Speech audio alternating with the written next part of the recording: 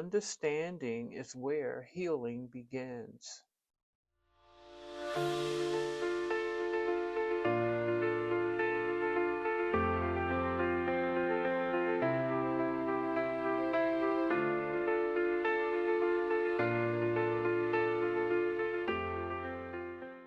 Most relational trauma doesn't begin later in life, it begins much earlier, in the relationships that shaped us first.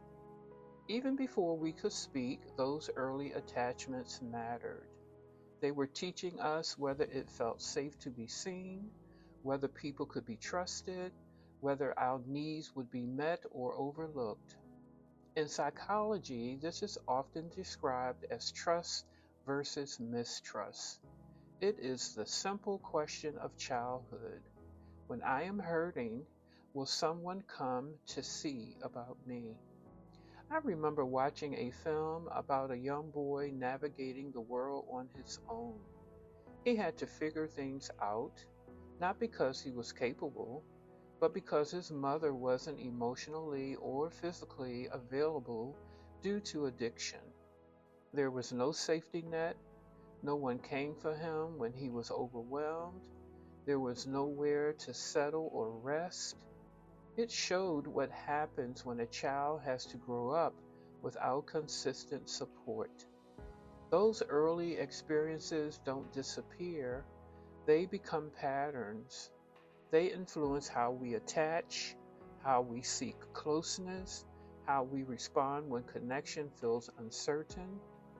I remember early in my training being introduced to what's often shown as a pyramid of human needs.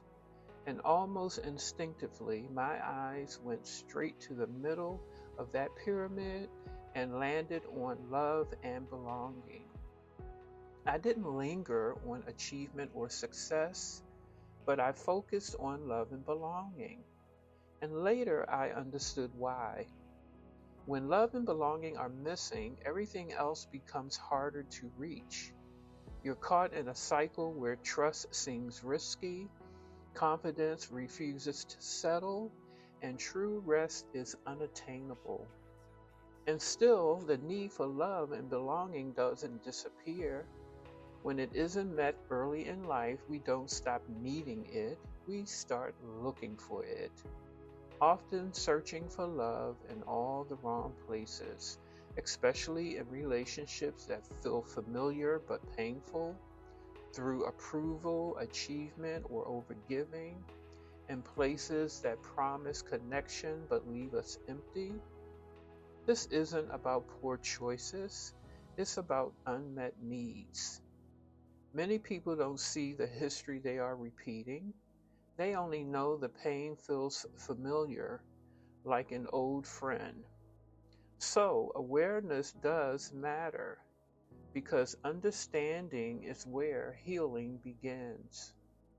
So, today, don't criticize the ways you learned to cope, but hold them with curiosity and compassion, knowing that you are not doing this work alone.